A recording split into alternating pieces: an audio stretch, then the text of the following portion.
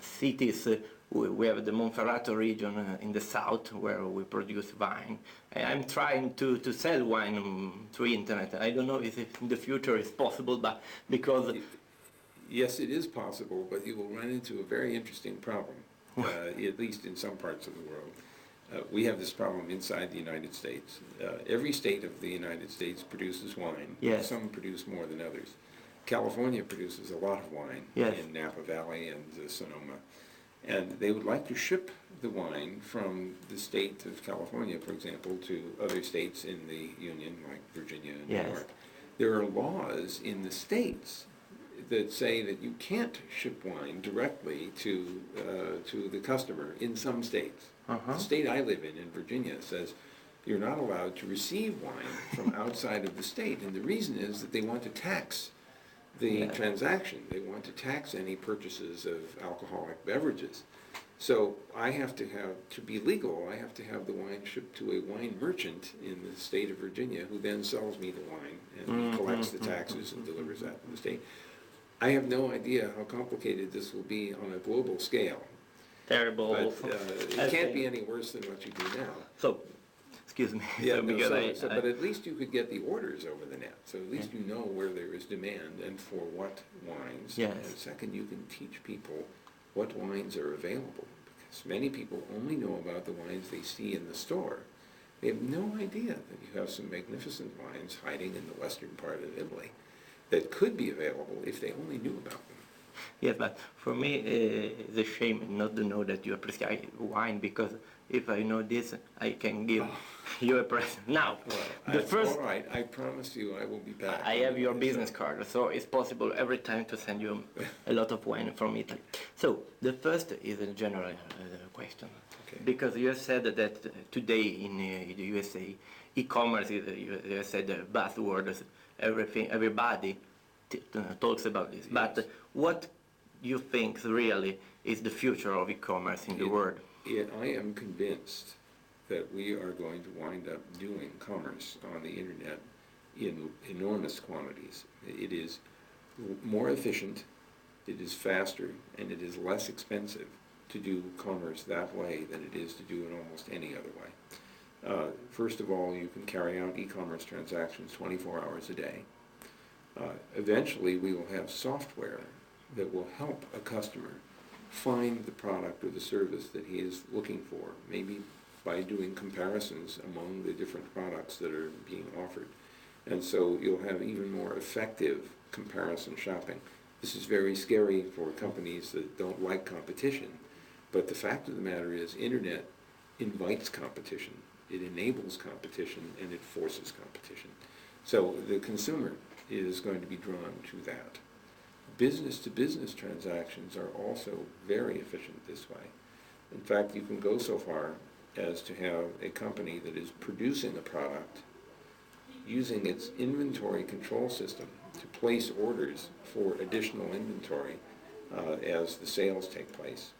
You can even anticipate the requirement by watching sales and seeing how your enterprise management system requires new products to flow into the company in order to produce whatever product or service it is you offer. So there is no doubt in my mind that e-commerce is going to be a major part of all commerce as time goes on. When you invented TCP/IP a lot of years ago, you believe that many years after your invention can pass through the net such money, such business? Certainly none of us, I think, realized how enormous this net would become. We knew that the technology we were working on would allow this kind of growth, but I think we didn't know it would actually happen. And part of the reason for this is that at the time we were doing the work in 1973, that's 26 years ago, personal computers didn't exist. Local area networks really didn't exist, although Bob Metcalfe had just invented Ethernet in 1973 also. And as a result, some of the later inventions that allowed explosive growth of the net didn't exist when we were doing the work. But we fashioned the design to accommodate an arbitrary number of networks. So the fact of the matter is that we were lucky that although we didn't know how it was all going to come out, we made the right choices to allow it to grow. But what do you feel, you have said before, but there are the most important opportunities for business firms to put their products on the net? There's, there are many different opportunities. One of them is to allow a company to export its product or services around the world, especially services. I mean, we see this happening where small companies in India, for example, are offering services to other parts of the world. They perform the work in India, but the results are delivered electronically to other places. Software has this characteristic. Other intellectual property like books, movies, and radio and audio are all things that can be delivered electronically. And so that's one aspect of Internet that will allow a lot of electronic commerce. The placement of orders and the carrying out of payments are also electronically achievable. And so that part of business is also going to be on the net. So there's almost no aspect of business that can't be put onto the network except for the physical fabrication of things. And even that someday may get onto the net as you send specifications for a product through the network to the manufacturer.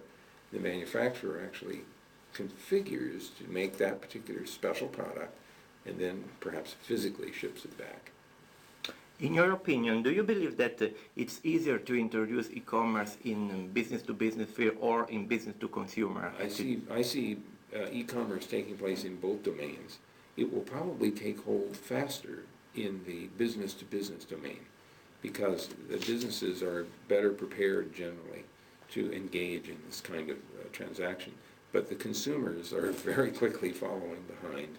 And you can see this coming up in some of the American products like Amazon for books, eBay for auction-type transactions, E-Trade for doing stock transactions on the net. Those are all consumer-oriented businesses. We have yet to see whether all of those businesses will make money. Do they have a business model that makes sense? But they clearly have tapped a very strong interest in the consumer market. So that too will be a part of this e-business environment. When we talk about e-commerce, we talk about a strong form of e-commerce that is in the USA.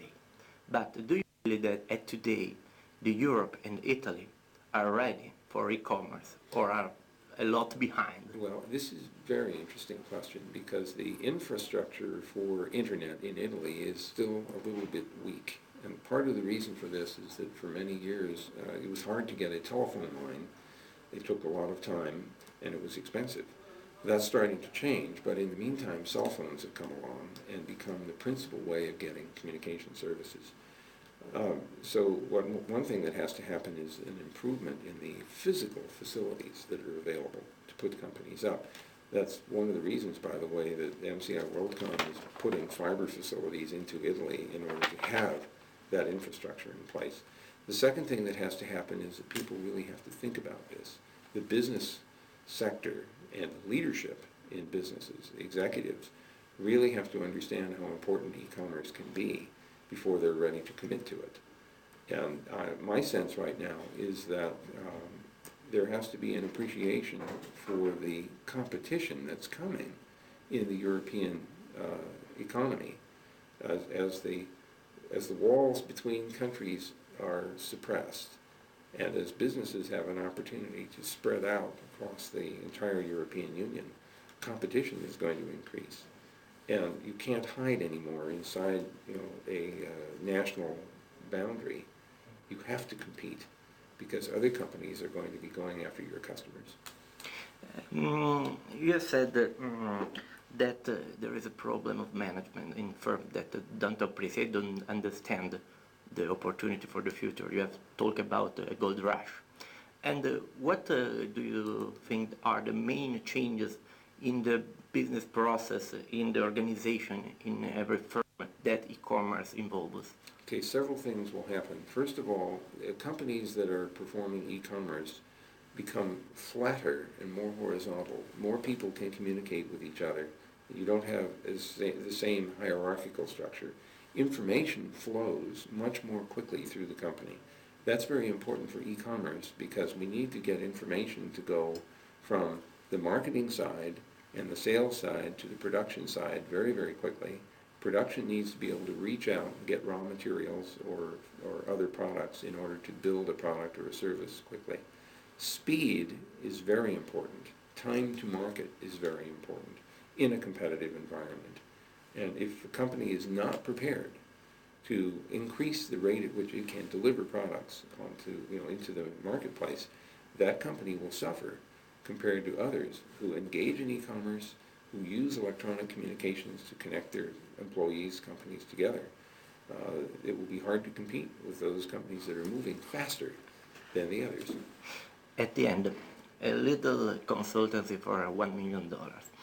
What do you think can be the right target for an Italian manager to enter this electronic world and this e-commerce world?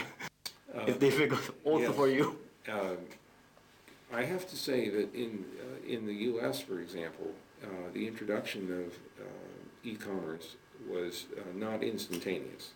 In fact, the introduction of electronic communication was not instantaneous. Email has been around since 1971. It's been around commercially since the early 1980s.